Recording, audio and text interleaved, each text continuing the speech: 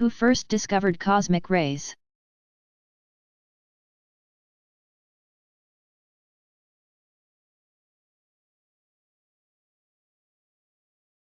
The Austrian-American astronomer Victor Franz Hess, 1883 to 1964. Became interested in a mysterious radiation that scientists had found in the ground and in Earth's atmosphere. This radiation could change the electric charge on an electroscope device used to detect electromagnetic activity even when placed in a sealed container. Hess thought that the radiation was coming from underground, and that at high altitudes it would no longer be detectable. To test this idea, in 1912 Hess took a series of high-altitude hot air balloon flights with an electroscope aboard. He made 10 trips at night, and one during a solar eclipse, just to be sure the sun was not the source of the radiation. To his surprise, Hess found that the higher he went, the stronger the radiation became. This discovery led Hess to conclude that this radiation was coming from outer space.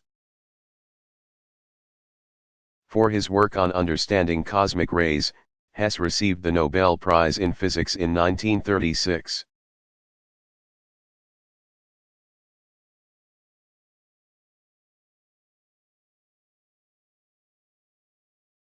Do meteorologists actually have reliable data on tornado wind speeds?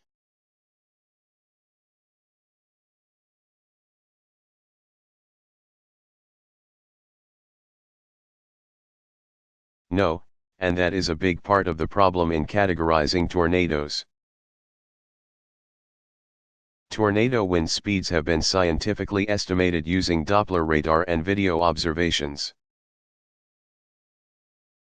but there have been no successful attempts to physically measure speeds using an anemometer.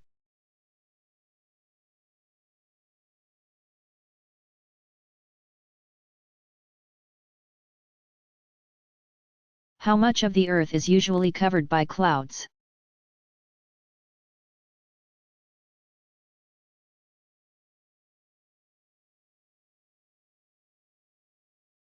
At any given time, about 1/2 of the planet is covered by clouds.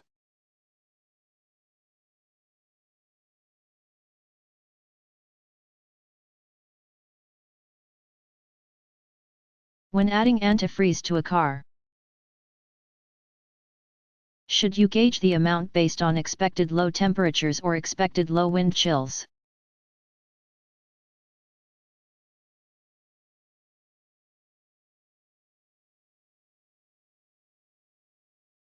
After referring to your car's owner's manual, add the appropriate amount of antifreeze. To protect your radiator at the lowest expected air temperatures for your region, you can research the internet sites such as www.weather.com. Are helpful to find what the expected low is for your area. This generally works for urban areas, but if you live in a rural area you might wish to subtract an additional 20 degrees Fahrenheit 9.5 degrees Celsius to be safe.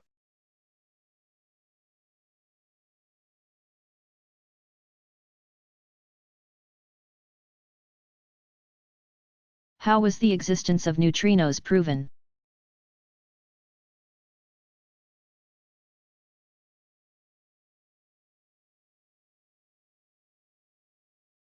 The existence of neutrinos was first suggested in 1930 by the Austrian physicist Wolfgang Pauli, 1900 to 1958. He noticed that in a type of radioactive process called beta decay, the range of the total energy given off in observations was greater than theoretical predictions. He reasoned that there must be another type of particle present to account for and carry away some of this energy. since the amounts of energy were so tiny. The hypothetical particle must be very tiny as well and have no electric charge. A few years later, the Italian physicist Enrico Fermi, 1901 to 1954, coined the name neutrino for this enigmatic particle. The existence of neutrinos was not experimentally confirmed, however, until 1956, when American physicists Clyde L. Cowan, Jr., 1919 to 1974, and Frederick Raines, 1918 to 1998, detected neutrinos at a special nuclear facility in Savannah River, South Carolina.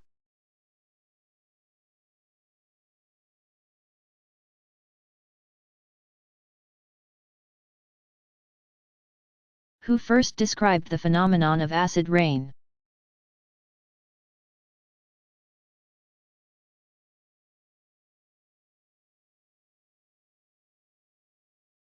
Scottish chemist Robert Angus Smith, 1817 to 1884, who was very interested in water pollution and other issues regarding the environment and public health, conducted research in which he discovered, in 1852, that air pollution was causing acid rain. Smith also helped found the discipline of chemical climatology, and was the author of the influential 1872 book Air and Rain.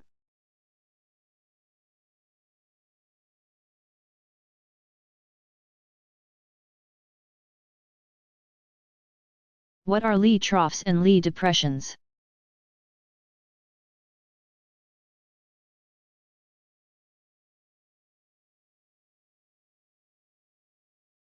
A Lee trough, also known as a dynamic trough, is a low-pressure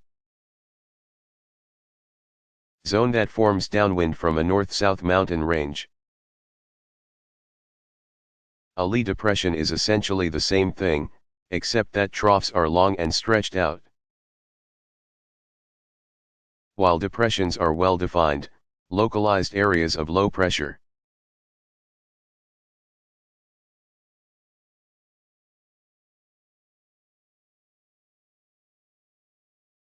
How warm can the weather be and yet have snowfall?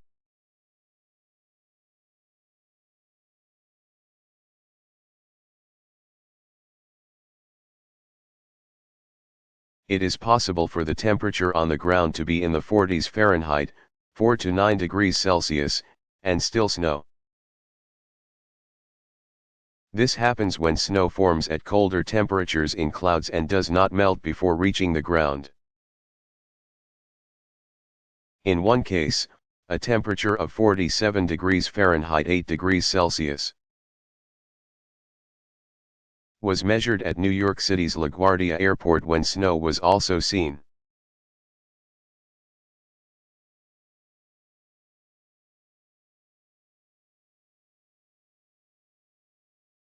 Which U.S. state benefits from very favorable wind conditions?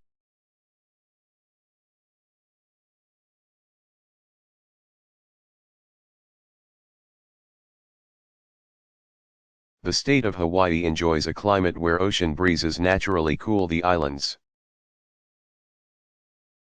which would otherwise be quite hot because of the state's tropical location.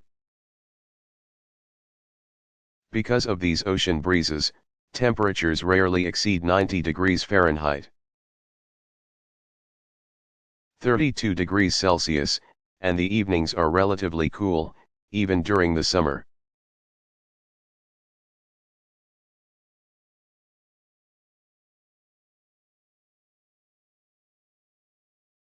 What is a bear's cage?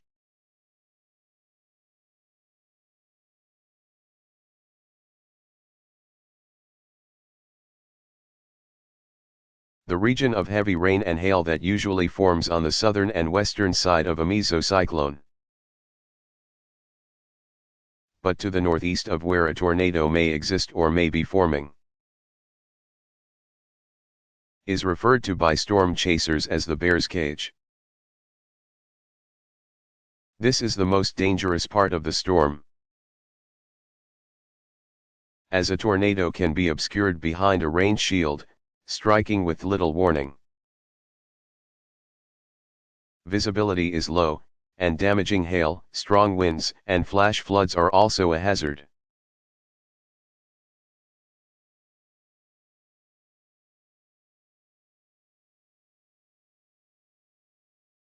What is the largest known meteor to disintegrate in Earth's atmosphere in recent times?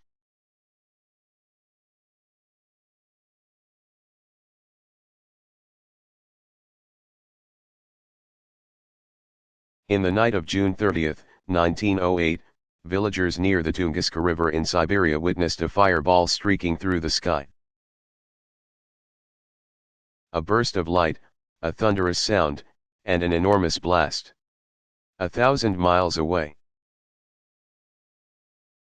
In Irkutsk, Russia, a seismograph recorded what appeared to be a distant earthquake. This area was so remote, however, that a scientific expedition to the site did not happen until 1927. Incredibly, they found more than 1,000 square miles of burned and flattened forest.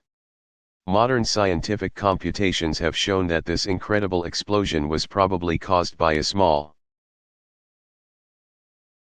rocky asteroid or comet about 100 feet, 30 meters, across.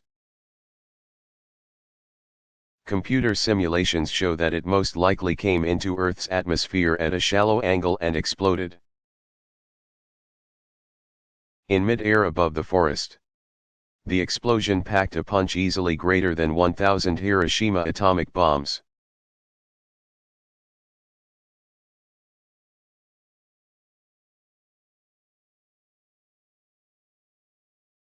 What kinds of courses should I take at the university level?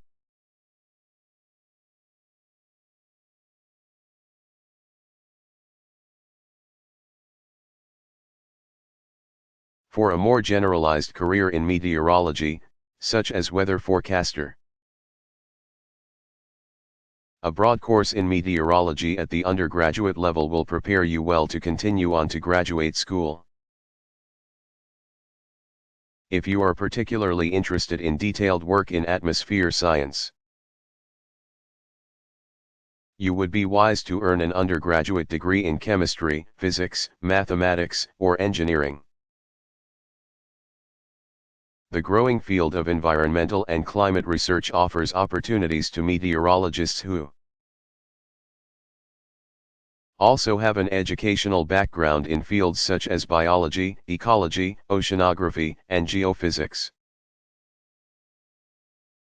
To increase your chances of finding a job at a professional level in meteorology, you will need at least a master's degree, and a doctorate is often preferred.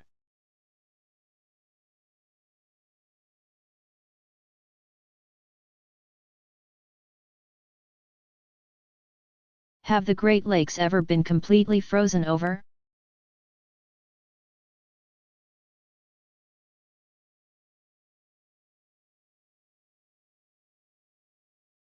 There have been occasions when the Great Lakes completely froze,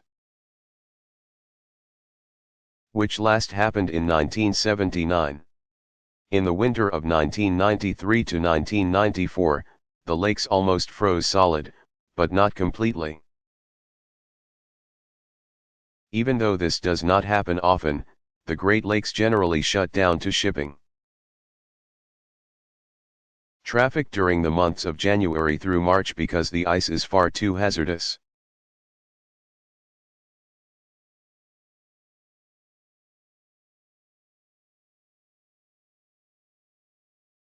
Hey, wait a minute, weren't scientists warning us of an impending ice age back in the 1970s?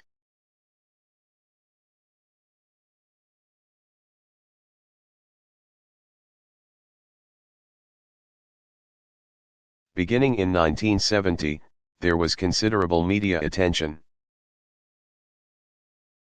given to speculation that Earth would soon see a new ice age. A scientific paper published in 1971 by S.I. Rasool and S.H. Schneider at the Institute for Space Studies is often cited as predicting an ice age. The paper was about the effects of aerosol levels in the atmosphere. The authors speculated such levels would rise by 600 to 800% over the next few years, and that this would trigger an ice age. What actually happened was that aerosol levels fell. Even if they hadn't, many scientists believe that Rasool and Schneider were inaccurate in their estimates about how carbon dioxide levels affected temperatures. Nevertheless, this publication and others that cited it drew the attention of the media, leading many people to believe that the next big climactic change would be a cooling off period.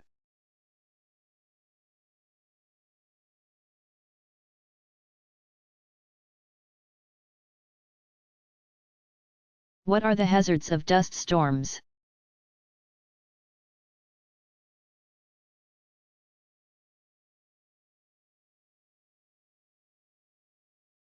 Dust storms regularly occur in such places as the Sahara and Gobi deserts. Not only do dust storms destroy farms, they also invade homes and other buildings and can cause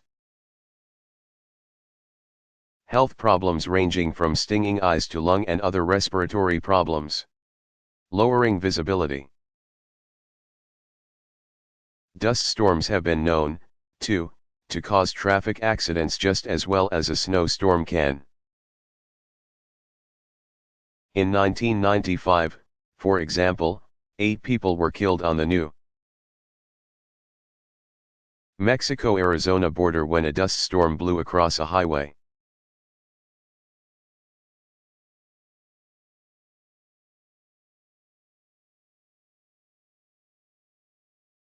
How strong does a tornado have to be considered significant?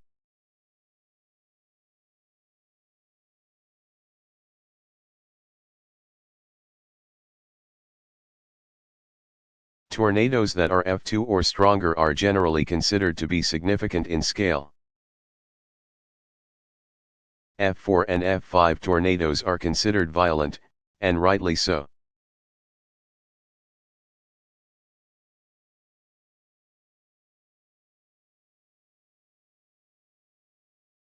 What is an ionospheric storm?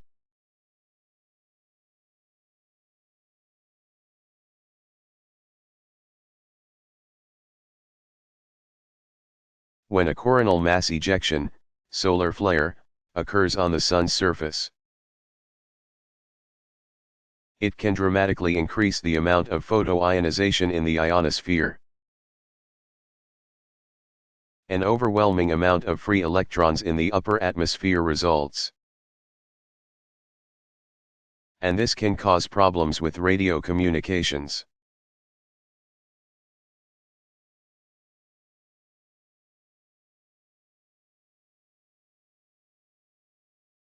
What are monsoons?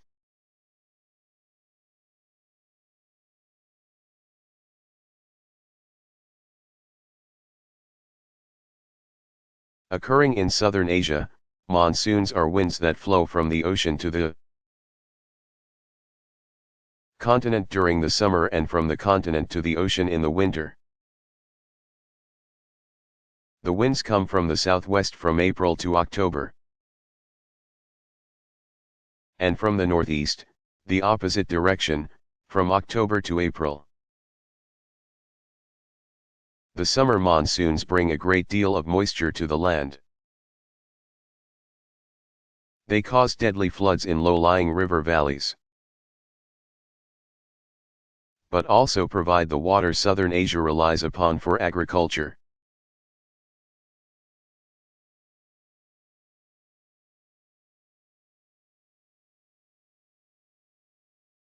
What is Arctic sea smoke?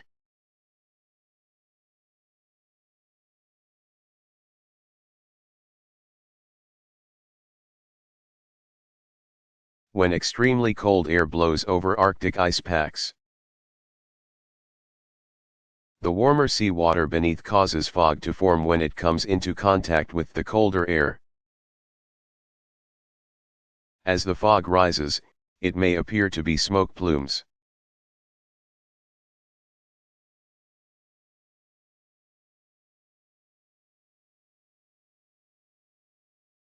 What is the AMS Seal of Approval program?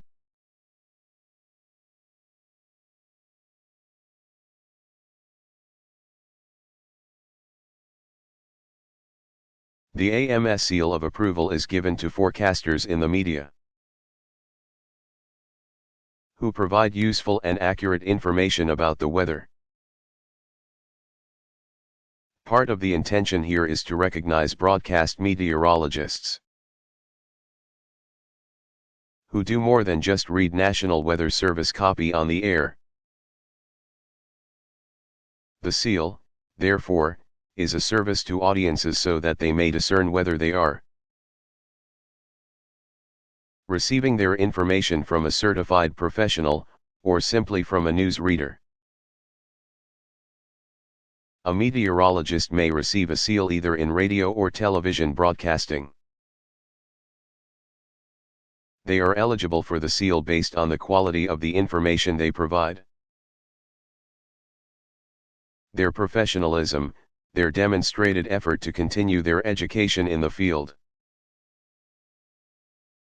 and their participation as an AMS member.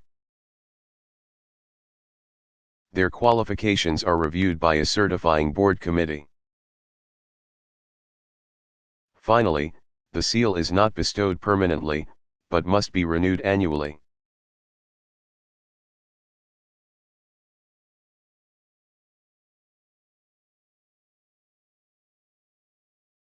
What months are the most likely times for tornadoes?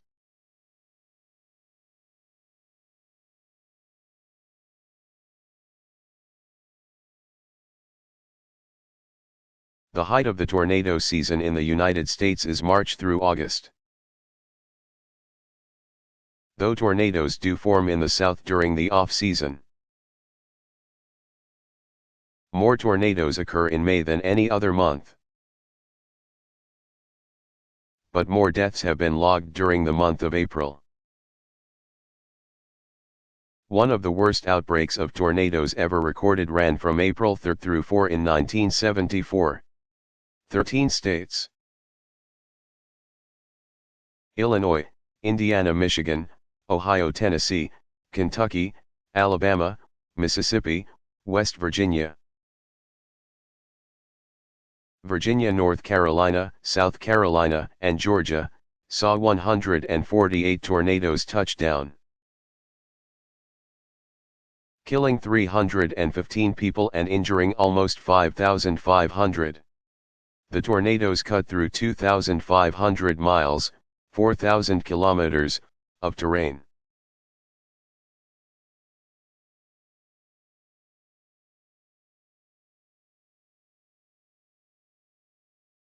Which freezes more quickly, cold or hot water?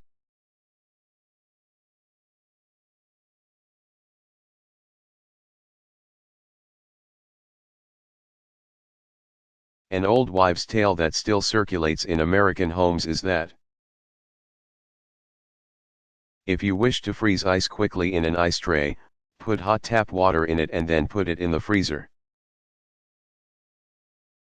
Of course, many homes have automatic ice dispensers in their refrigerators. So this tale is beginning to die out somewhat. Let's dispel the myth now, however, and say that, no, hot water will not freeze faster than cold. However, what does work is boiling the water, then allowing it to cool down to a tepid temperature. Boiling the water removes air bubbles in the water, increasing thermal conductivity, and allowing the water to freeze more quickly. Of course, the time wasted boiling the water and then allowing it to cool would have been better spent by simply putting lukewarm water in the freezer in the first place. Not to mention that it would be more energy efficient not to boil the water.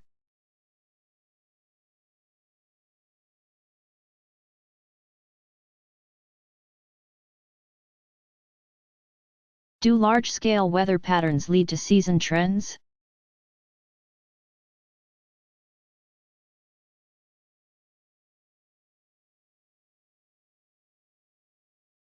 Generally, no. One might believe, for example, that a milder than normal winter might be followed by a warmer than usual spring and summer. Actually, meteorologists have found no such reliable patterns. In fact, many times a warm winter is followed by a cold spring, or vice versa. A good example of this is the winter of 1994 to 1995. In the northern United States that season, there was a lot less snow and ice, and urban areas such as Minneapolis-St. Paul, Minnesota, saved lots of money on road salt. However, the following spring was decidedly colder, and Minnesotans saw ice-covered lakes and ponds well into the month of May. Looking back farther in history, the Dust Bowl years of the 1930s saw severe extremes, with the United States experiencing many of its all-time record lows and highs in 1933, 1934, 1936, and 1937.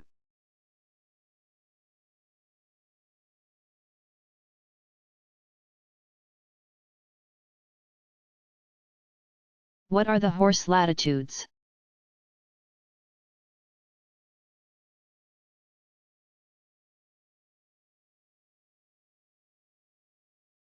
The horse latitudes are two high-pressure belts characterized by low winds about 30 degrees north and south of the equator. Dreaded by early sailors, these areas have undependable winds with periods of calm. In the northern hemisphere, particularly near Bermuda, sailing ships carrying horses from Spain to the New World were often becalmed. When water supplies ran low, these animals were the first to be rationed water. Dying from thirst, the animals were tossed overboard to conserve water for the men. Explorers and sailors reported that the seas were strewn with bodies of horses, which may be why the areas are called the horse latitudes. The term might also be rooted in complaints by sailors who were paid in advance and received no overtime when the ship slowly traversed the area. During this time, they were said to be working off a dead horse.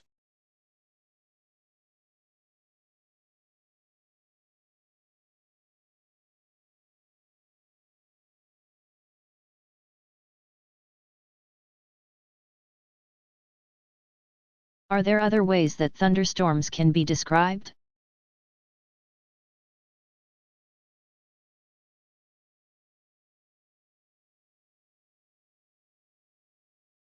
Classifying thunderstorms can be a rather subjective practice,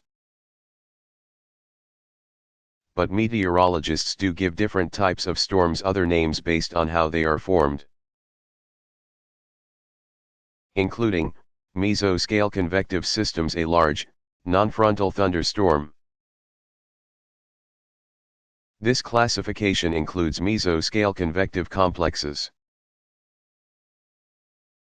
which are enormous storm systems that can cover several U.S. states at once and last for half a day or more. Air mass thunderstorm, a common, short-lived, relatively unorganized, and fairly small storm. Sea breeze thunderstorm, cold frontal storms that form as wind blows in toward the coastline.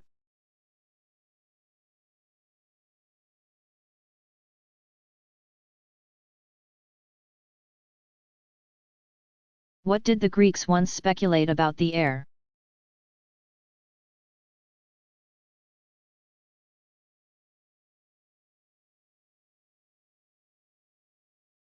The Greek philosopher Anaximander, 610 to 546 B. CE, speculated correctly that air wasn't just nothing, but, in fact, was made of something. However, he went on to suggest that all matter came from air, which could be changed into different states of matter. This idea actually has some basis in truth, since, for example, water can be precipitated out of humid air, and water can evaporate into air. Anaximander just got a little too carried away and took this idea to extremes by saying air could also become fire and a lot of other things.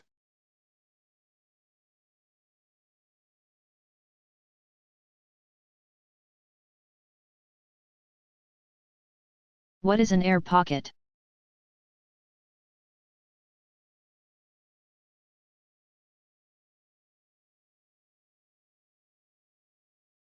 Air pockets are caused by turbulent air. Many people who have ridden in airplanes are familiar with them, as they cause that bouncing sensation as you hit an updraft, followed abruptly by a downdraft, in quick succession.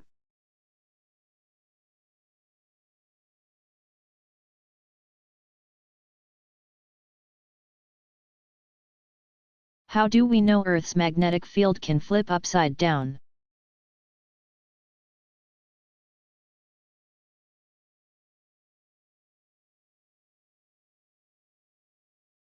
In 1906, French physicist Bernard Brunhes, 1867 to 1910, found rocks with magnetic fields oriented opposite to that of Earth's magnetic field. He proposed that those rocks had been laid down at a time when Earth's magnetic field was oriented opposite to the way it is today. Brunhes's idea received support from the research of Japanese geophysicist Motonori Matuyama. 1884 to 1958, who in 1929 studied ancient rocks and determined that Earth's magnetic field had flipped its orientation a number of times over the history of our planet. Today, studies of both rock and the fossilized microorganisms embedded in the rock show that at least 9 reversals of Earth's magnetic field orientation have occurred over the past 3.6 million years.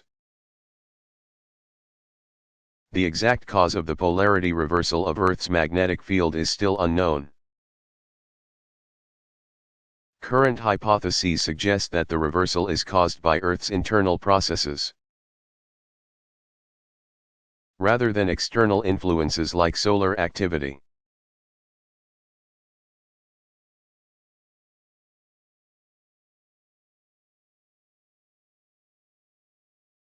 Which month is the most dangerous for tornadoes in the United States?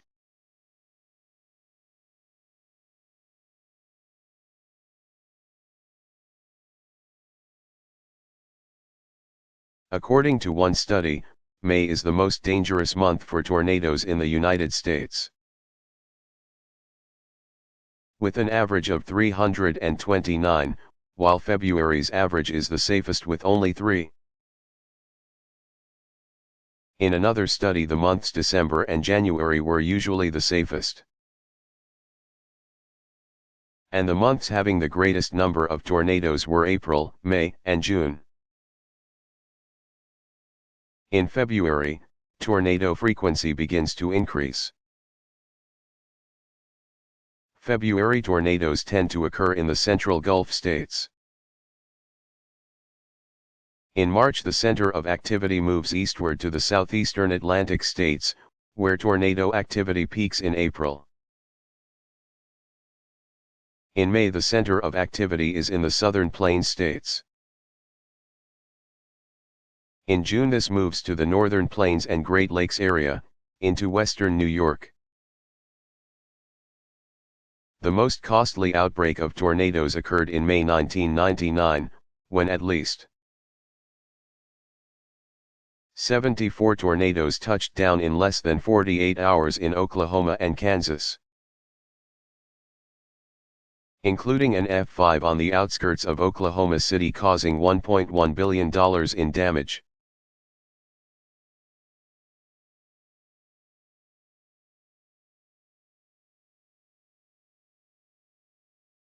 What was the air quality like in 19th century London?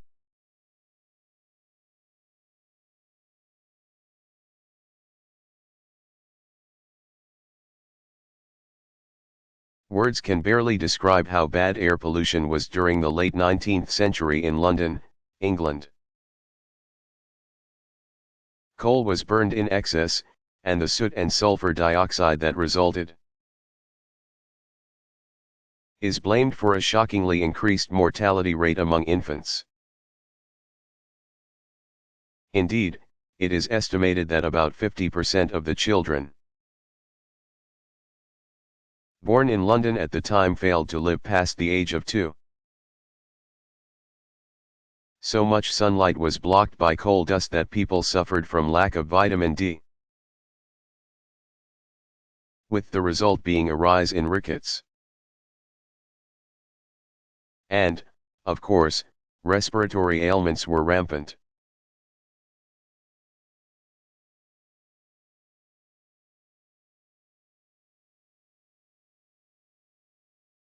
What place has the most rainy days every year?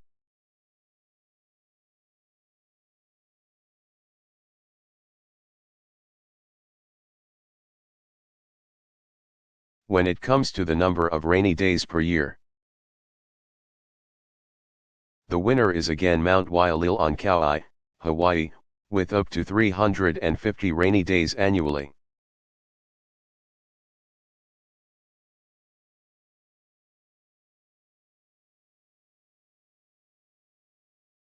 What was the Great Exhibition of 1851?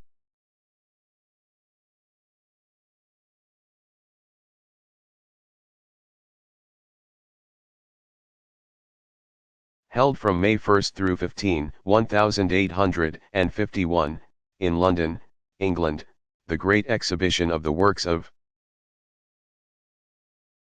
industry of all nations was the first of what would become the World's Fair international exhibits. It was also called the Crystal Palace exhibit, because of the building in which it was held in Hyde Park. Among the many exhibits, the first weather map was displayed there, as well as the tempest prognosticator, a leech barometer invented by George Merriweather.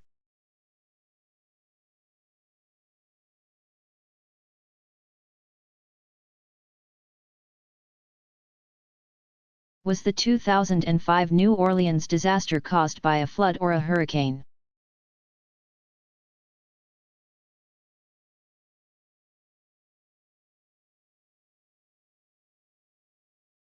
The initial cause of the disaster was Hurricane Katrina, which whipped up tides and sea water against a very fragile levee system that protected New Orleans. The city is 49% below sea level, and so when the man-made levees broke,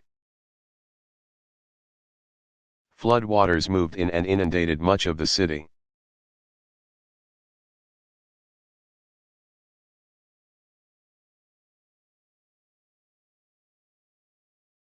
What are microclimates?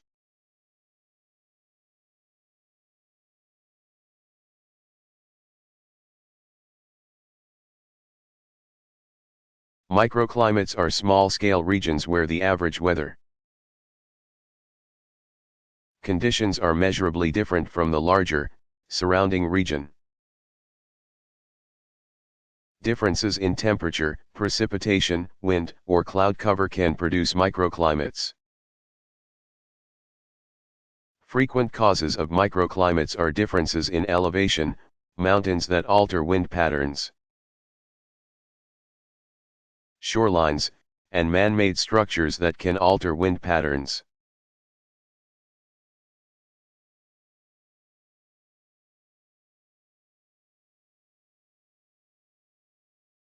What is the order of the colors in a rainbow?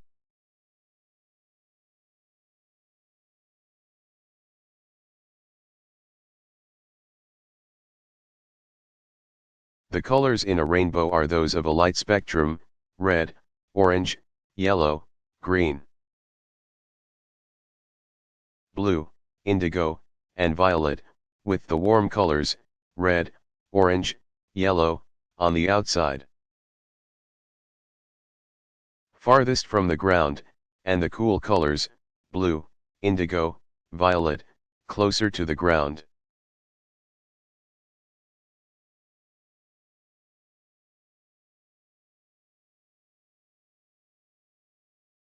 What is a triple point?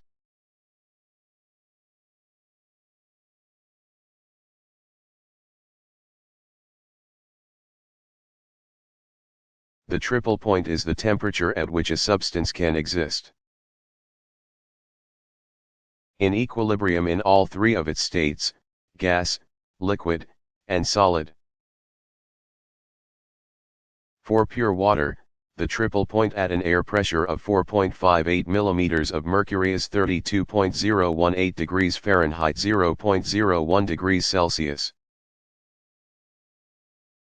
The term triple point, however, can also refer to the spot where an occluded front meets a warm front.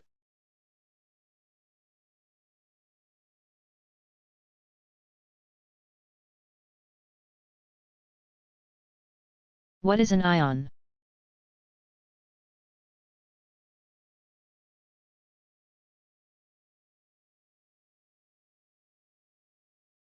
Ions are atoms or molecules with a positive or negative charge due to differences in the number of protons. Positively charged particles in an atom's nucleus, and electrons, negatively charges particles that orbit the nucleus. Meteorologists are interested in ions, especially with regard to the ionosphere, because they are highly reactive with other elements and chemicals in the atmosphere.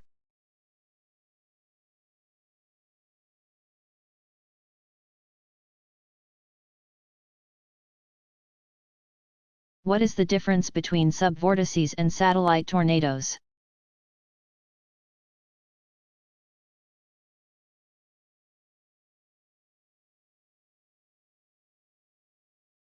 The difference is often hard to distinguish, but satellite tornadoes form independently of other larger tornadoes, while subvortices in multiple vortex tornadoes form within a central tornado.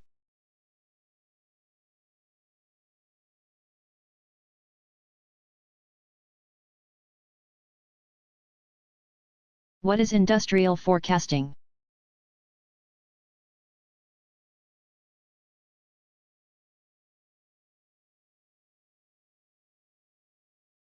Industrial forecasting has applications in economics, both local and national. Weather affects businesses, transportation, and consumer activity in a wide variety of ways. Predicting heat or cold waves, for instance, can help utility companies plan for surges in consumers' use of air conditioners and furnaces. Cities located in drier climates, such as Los Angeles, benefit from rain predictions that affect water reservoirs. Local governments, for instance,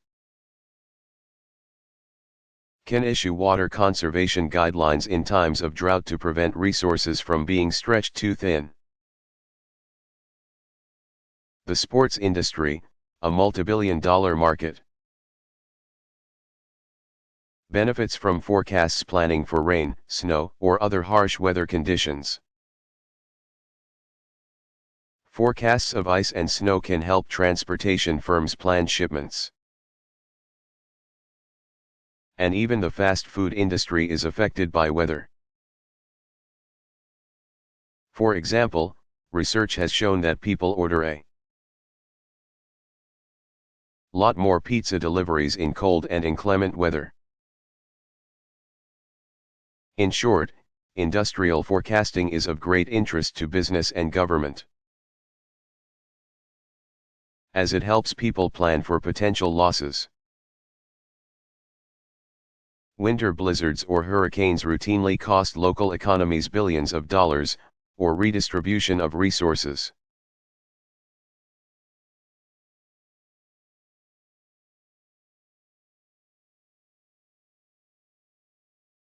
What was the first organized network of meteorological observatories?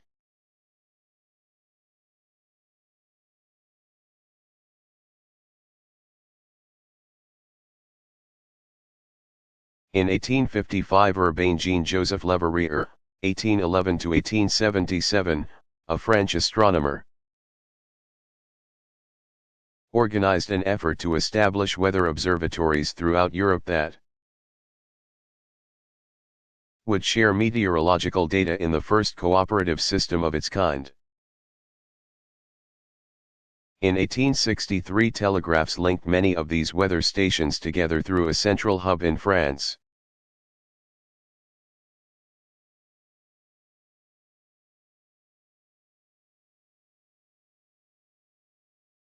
What is universal coordinated time?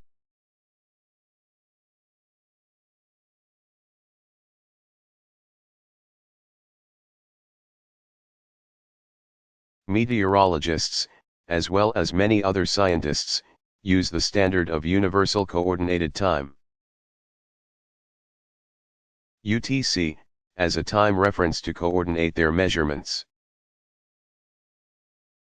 Also known as Greenwich Mean Time, GMT, because Greenwich, England, is the place where the standard time is set. As well as Zulu or Z time, UTC employs the 24-hour clock also used by the military.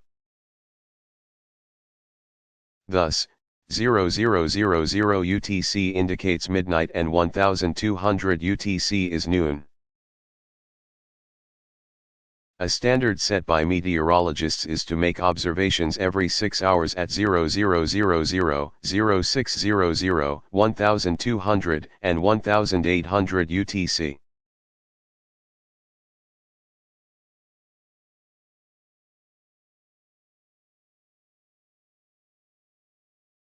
How did lightning cost New York City $1 billion?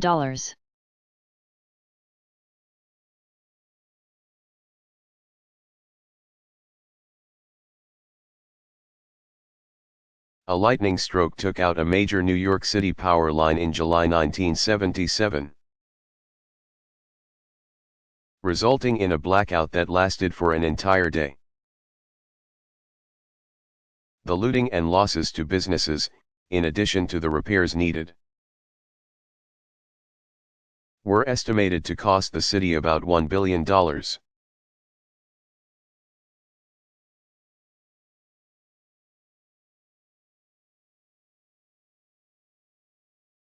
When were the phenomenon of trade winds first explained, and by whom?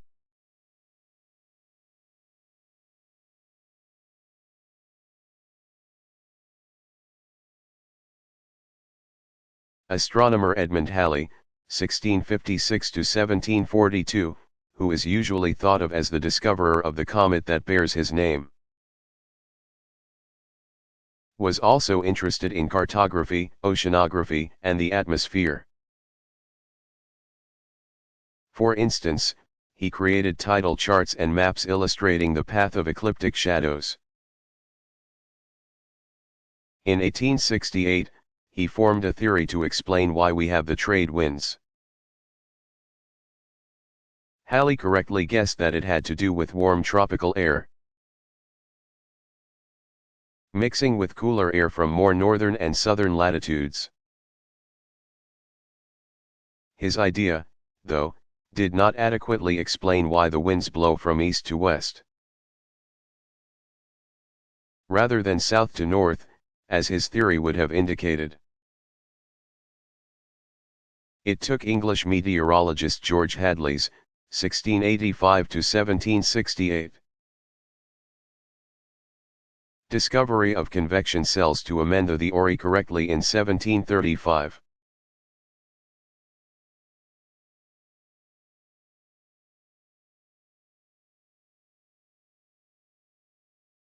How does El Niño occur?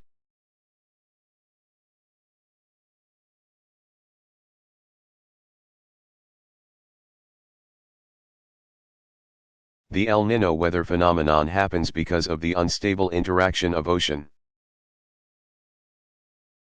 surface temperatures with the lower atmosphere of the tropical Pacific Ocean in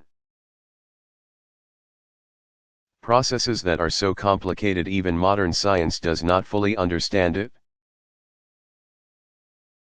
The process has to do with worldwide dynamics of the ocean and atmosphere,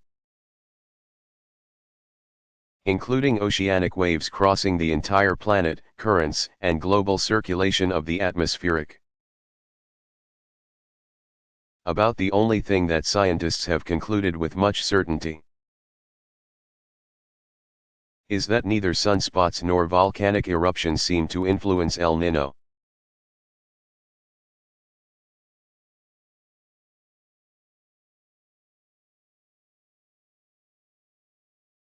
What are some other unusual events that saw a sudden increase in temperature in the United States?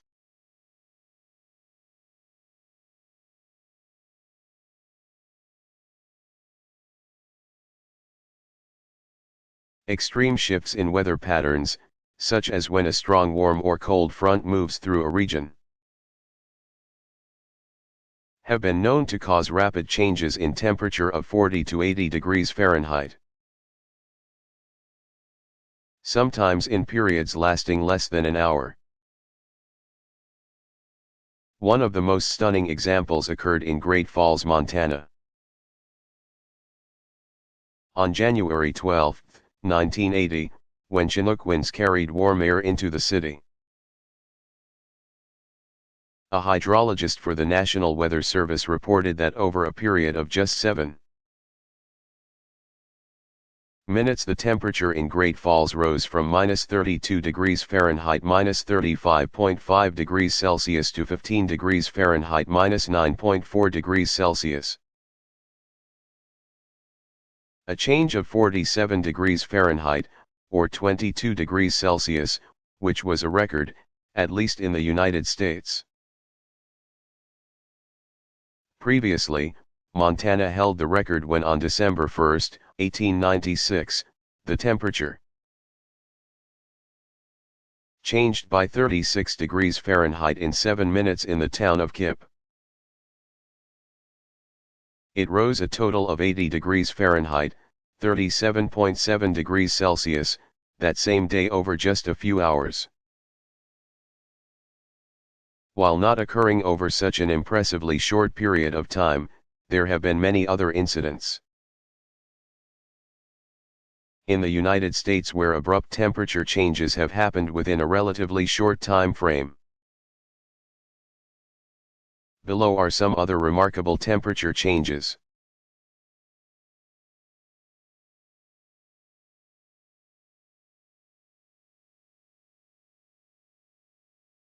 How did the Inca civilization experiment with climate?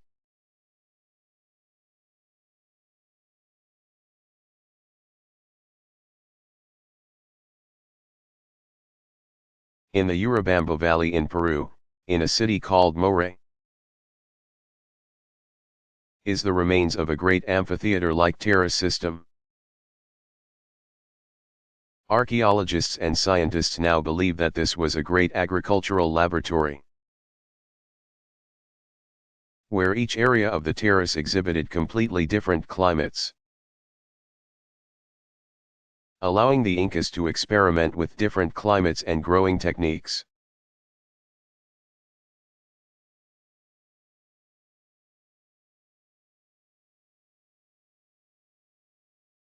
How much do meteorologists earn?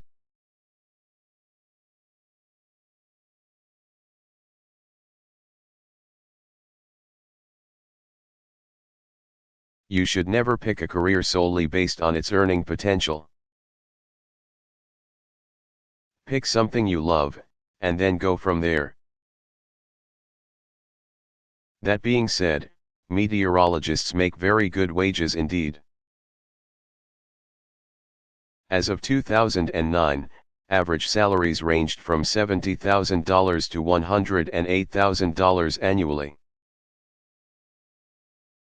On the low end, the salary for a degree-holding meteorologist was about $53,000, at the upper end. A meteorologist in a specialized field with a PhD can easily make $125,000 a year.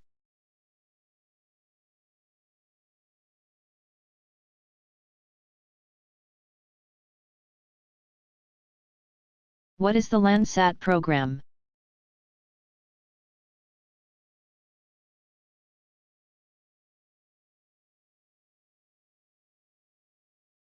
In 1972, NASA launched the first Landsat, land satellite, in cooperation with the U.S. Geological Survey, while taking photos and measurements related to the planet's surface. These satellites also provide a considerable amount of weather-related information. For example, Landsat satellite data has recorded the impacts of weather disasters, monitors flooding, and takes other measurements of interest to hydrologists. Recent surveys of land use have also resulted in studies about the effects of human activities on weather. For example, in 2006, an atmospheric modeling study was conducted on the state of Florida. Scientists compared estimates of vegetation coverage in the year 1900 with present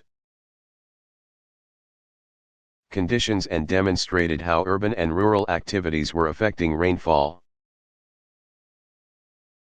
It was estimated that Florida now experiences 12% less rain than it would have a century ago.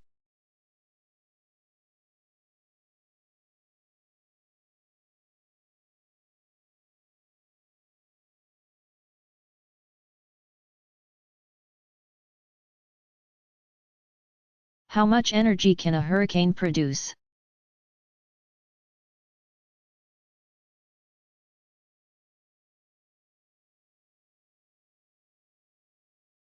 An average hurricane can strike with a force equivalent to about 400 hydrogen bombs,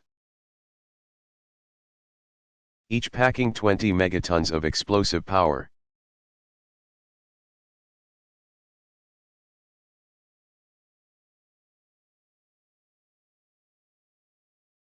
What causes thunder?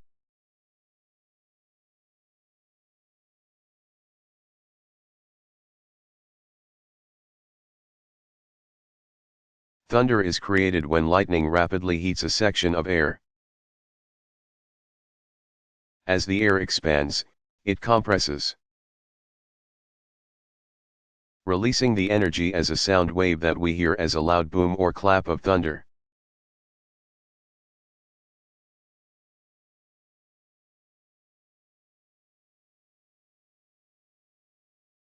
How is Earth's atmosphere important to life on Earth?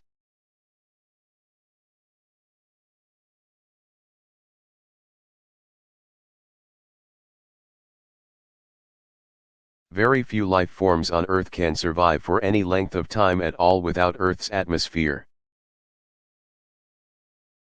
We breathe the atmosphere, and it blocks harmful radiation from space. The pressure it provides keeps surface water liquid, and the greenhouse effect it produces keeps us warm.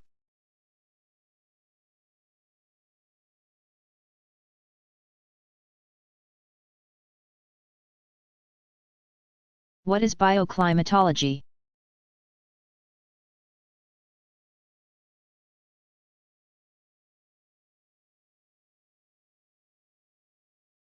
Bioclimatology is the study of the effects of the climate on living things. Weather and atmospheric conditions can affect humans in many ways, both positive and negative. Our climate affects our moods, the chemical content of our bodies, the chances of getting a disease, and more. In Europe, awareness of the importance of bioclimatology has resulted in weather forecasts that include warnings of possible health hazards. The United States has not kept up with this pace. But meteorologists in America do often warn of such hazards as air pollution and allergen levels, as well as temperature extremes that might be dangerous because of frostbite or heat stroke.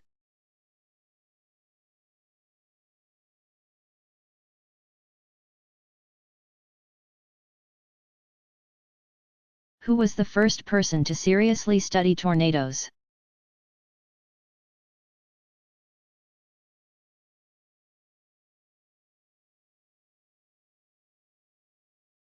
John P.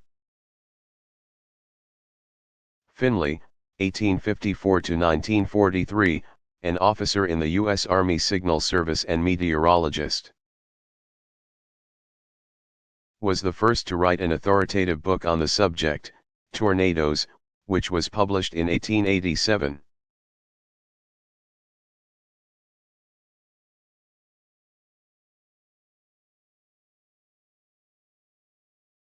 Who was Alexander Buchan?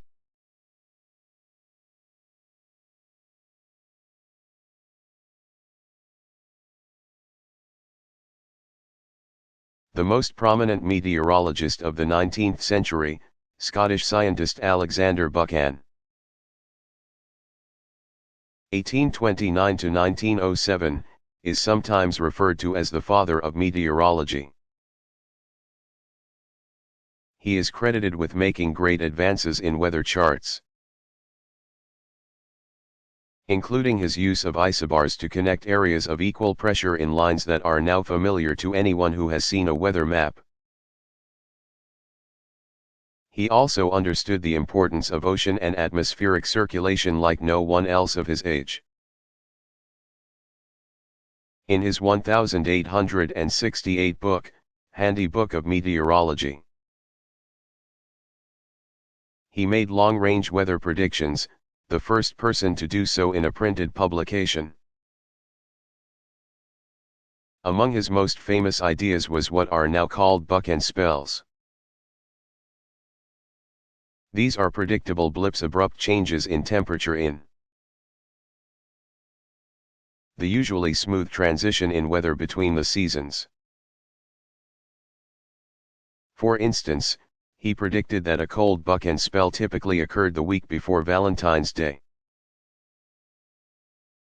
Buchan was wise enough, though, to know that such a rule could never be hard and fast, and admitted that his Buchan spells allowed for some variations and sometimes never occur at all.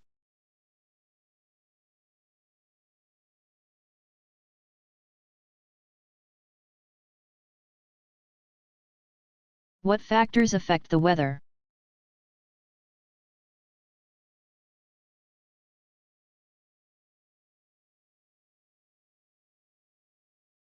It has been said that a butterfly flapping its delicate wings in China will set off a series of events that will eventually result in a hurricane in the Gulf Coast. Weather is extremely complex, so much so that weather forecasting is a highly speculative profession. Some people joke that being a weather broadcaster is the only job you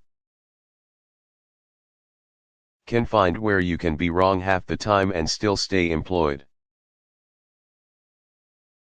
Weather is affected by temperature, atmospheric composition, land formations, radiation, plate tectonics,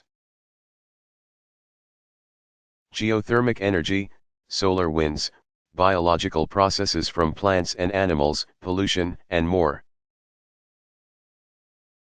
All of these factors are considered in this book.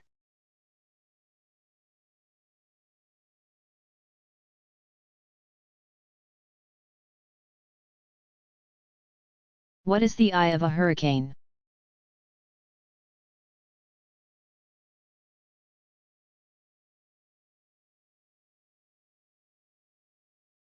The eye of a hurricane is a region of relative calm in the middle of the swirling storm.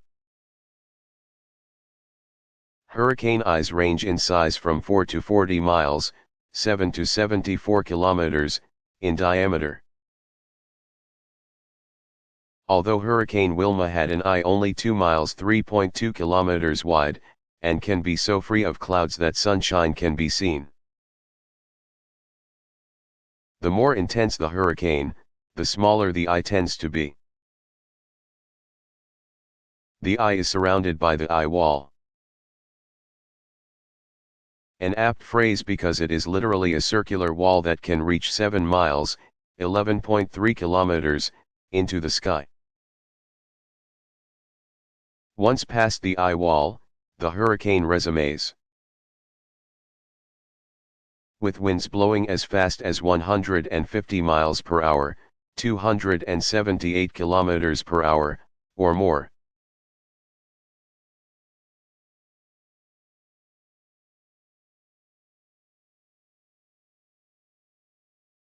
How much volcanic activity occurs underwater?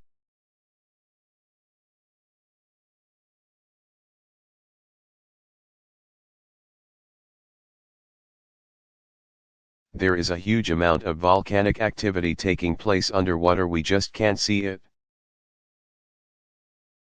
Some geologists estimate that approximately 80% of all Earth's volcanic activity occurs on the ocean floor.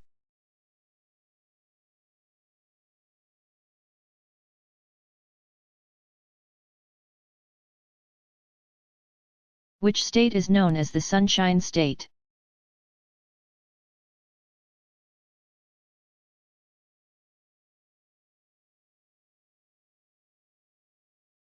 Florida has adopted the name of Sunshine State.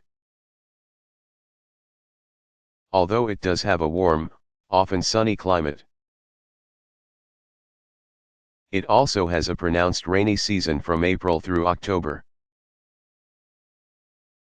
Ironically, Florida actually has more thunderstorms than any other U.S. state. Arizona actually deserves the credit of being the true Sunshine State.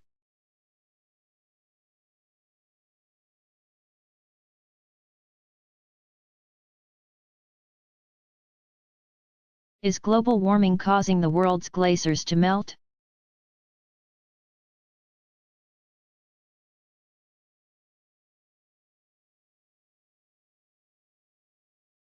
Many scientists believe that greenhouse gases are directly causing glaciers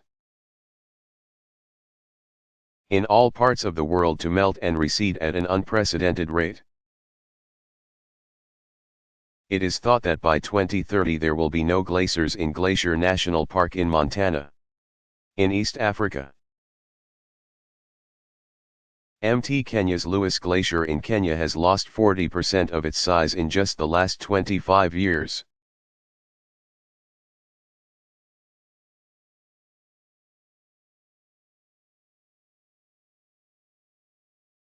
Who was the first person to classify clouds?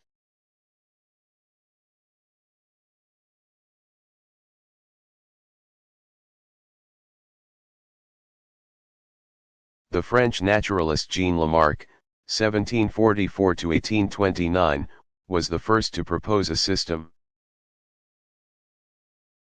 for classifying clouds in 1802. His work, however, did not receive wide recognition.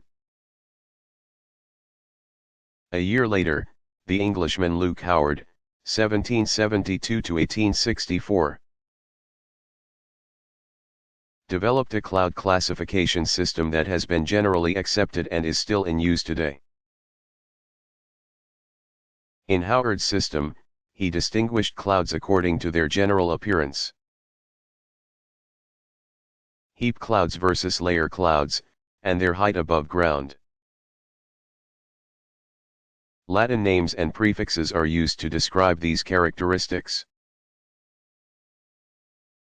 The shape names are cirrus, curly or fibrous, stratus, layered, and cumulus, lumpy or piled. The prefixes denoting height are CO, high clouds with bases above 20,000 feet 6,000 meters, and alto. Mid-level clouds from 6,000 to 20,000 feet 1,800 to 6,000 meters. There is no prefix for low clouds. Nimbo and nimbus is also added as a name or prefix to indicate that the cloud produces precipitation.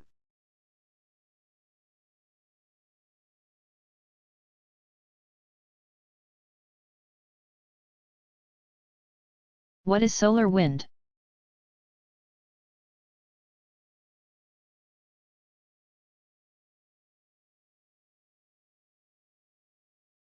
Our Sun is constantly emitting high-energy matter in the form of electrons, protons, and other particles.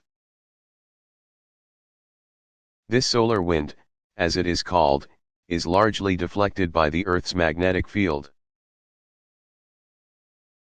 sometimes penetrating the upper atmosphere. While there is no scientific proof, some scientists believe that changes in the solar wind can have long-term effects on our planet's climate.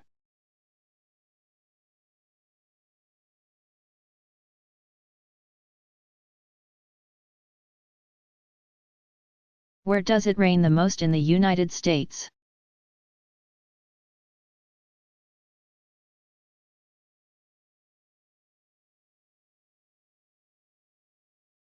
Mt.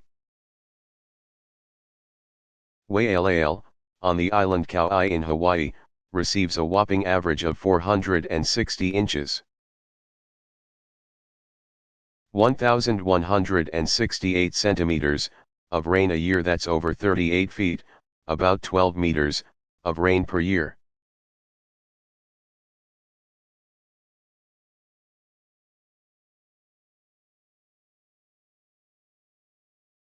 Has there ever been a tornado in Los Angeles?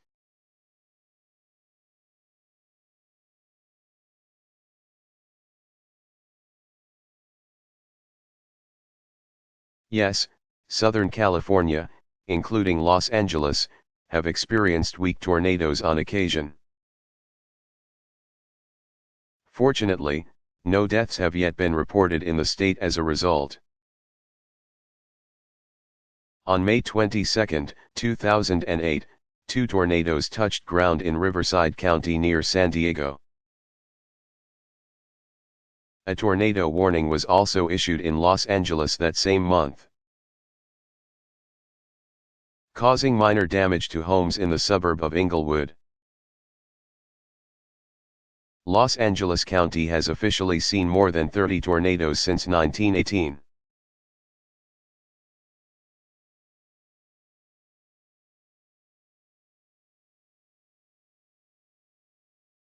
What is an indoor thunderstorm?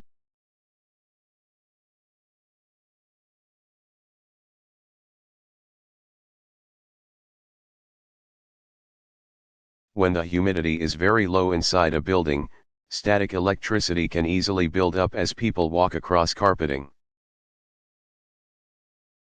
dragging their feet, and then touch a piece of furniture, a doorknob, or some other object. When this happens, a discharge of about 40,000 volts can occur in even a small spark jumping from your fingertips. Running a humidifier inside the home during winter can usually keep these indoor thunderstorms. A rather exaggerated term, at bay.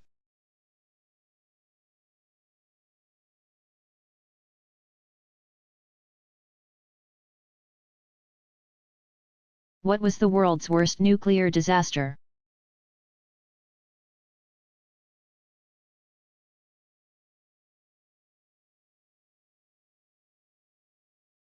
In April 1986, the Chernobyl nuclear power plant in the Ukraine, near the border with Belarus,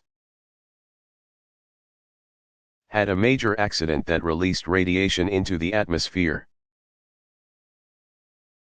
The protective covering of the nuclear reactor exploded and deadly radiation escaped,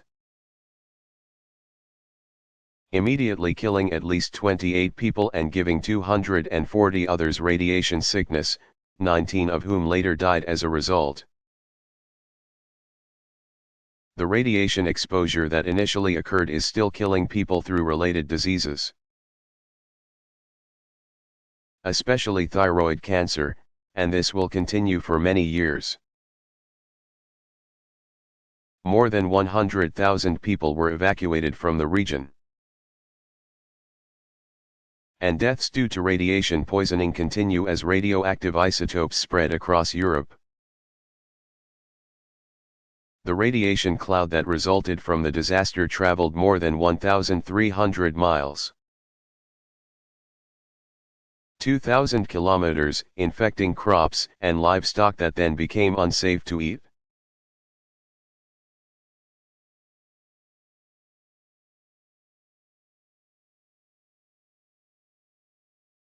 What is Graupel?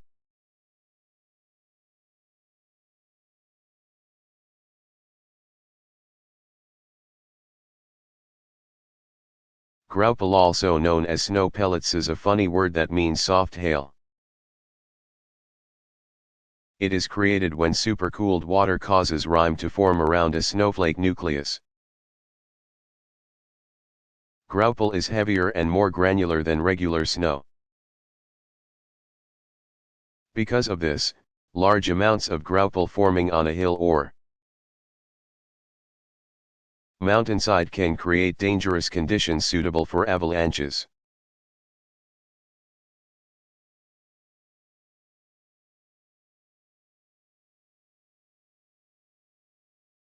Who discovered the ozone layer?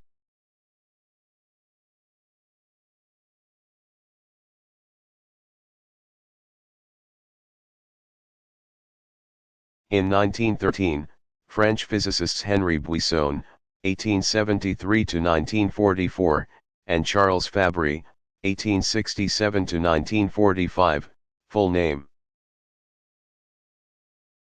Marie-Paul Auguste Charles Fabry, theorized that an ozone layer existed in the upper atmosphere. It was confirmed in a series of measurements of ultraviolet radiation levels that were recorded by W. N. Hartley and A. Cornu from 1879 to 1881.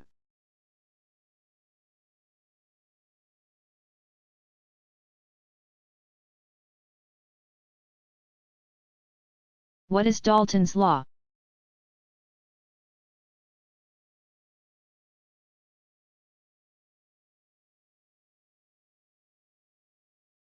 English meteorologist John Dalton, 1766–1844, discovered that adding up the partial pressures of each gas in a gaseous mixture will equal the total pressure exerted by the mix of gases. Dalton's law was formulated in 1801.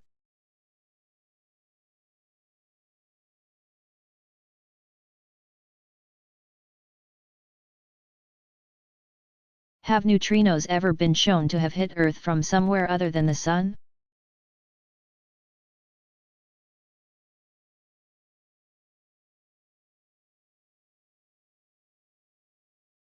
In 1987, the first supernova visible to the unaided eye to occur in centuries appeared in the southern sky. At almost exactly that same moment, neutrino detectors around the world recorded a total of 19 more neutrino reactions than usual. This worldwide detection does not sound like much, but it was hugely significant because it was the first time neutrinos were confirmed to have reached Earth from a specific celestial object other than the Sun.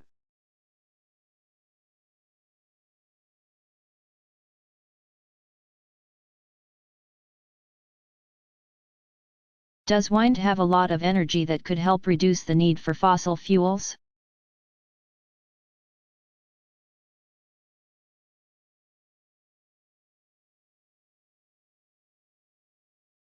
if people could harvest all the energy in the Earth's wind through the use of windmills. For instance, it would generate about 3.6 million kilowatts of power.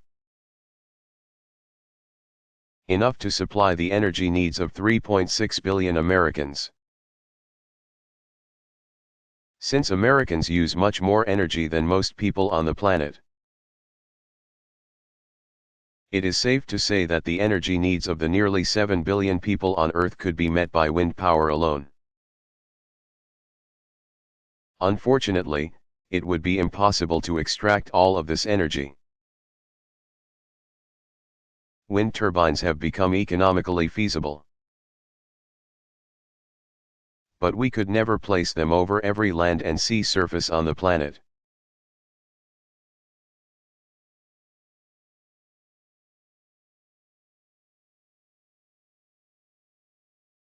When did radar finally catch on, and who gets the credit?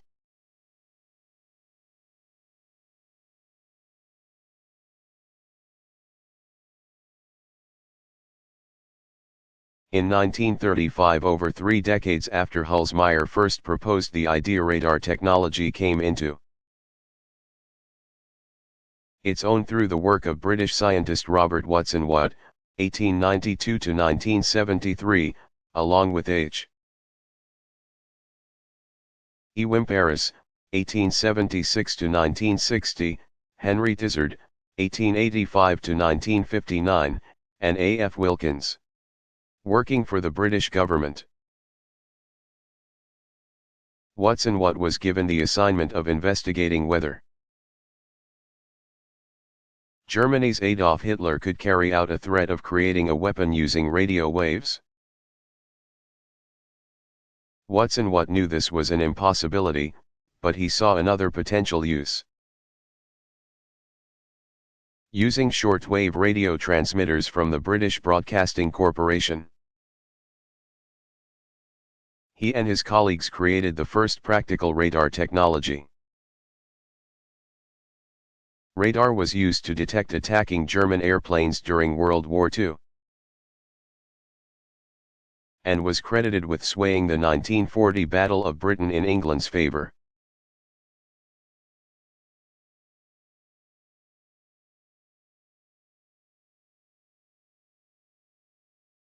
How have weather-related forest fires created tragic disasters in the United States?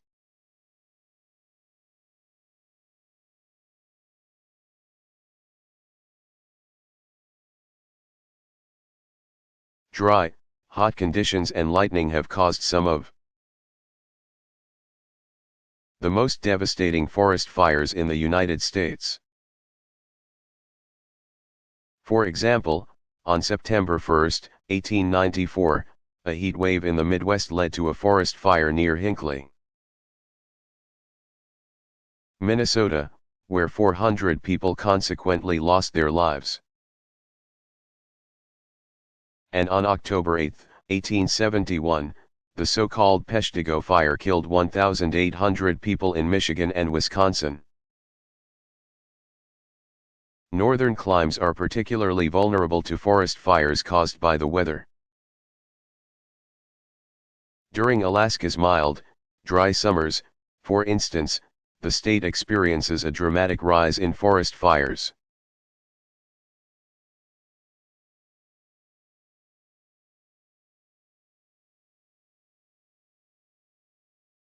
Can some people with arthritis or aching joints predict the rain?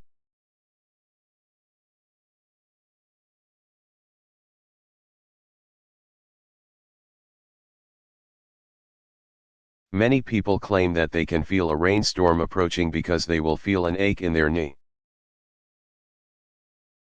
a throb in a tooth, or some other pain in their bodies. In a research study conducted by the University of Pennsylvania, scientists learned that, indeed, people with arthritis could sense when humidity levels went up and pressure dropped, both of which are good indications of an approaching storm.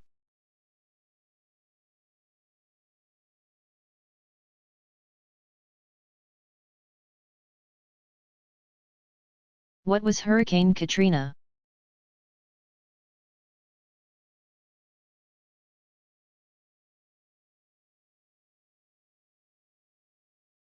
Hurricane Katrina was the name given to the devastating hurricane that developed in the Atlantic Ocean, crossed the Gulf of Mexico, and struck New Orleans and many other cities along the southern coast of the United States in late August 2005.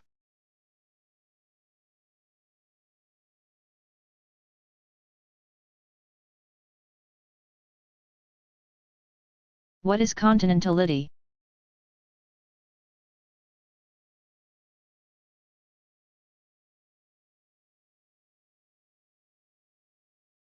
Areas of a continent that are distant from an ocean, such as the central United States, experience greater extremes in temperature than do places that are closer to an ocean. These inland areas experience continentality. It might be very hot during the summer, but it can also get very cold in winter. Areas close to oceans experience moderating effects from the ocean that reduce the range in temperatures.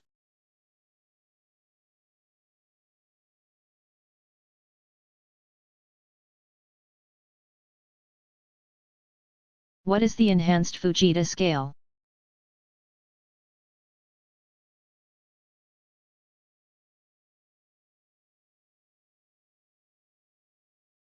Proposed by the National Weather Service in February 2006, and first put into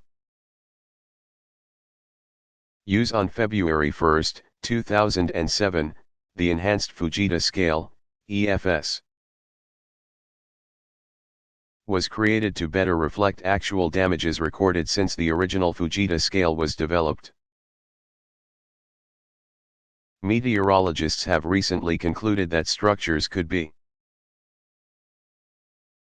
damaged by tornadic winds that were slower than previously thought. The original scale, which was felt to be too general, did not take into careful enough account the different types of construction, and it was hard to evaluate tornadoes that struck in low-populated areas where not many structures were present. The new scale also offers more detailed descriptions of potential damages by using 28 damage indicators that describe building types, structures, and vegetation, accompanied by a degrees of damage scale. Otherwise, the EFS uses the same categories, ranking tornadoes from 0 up to 5.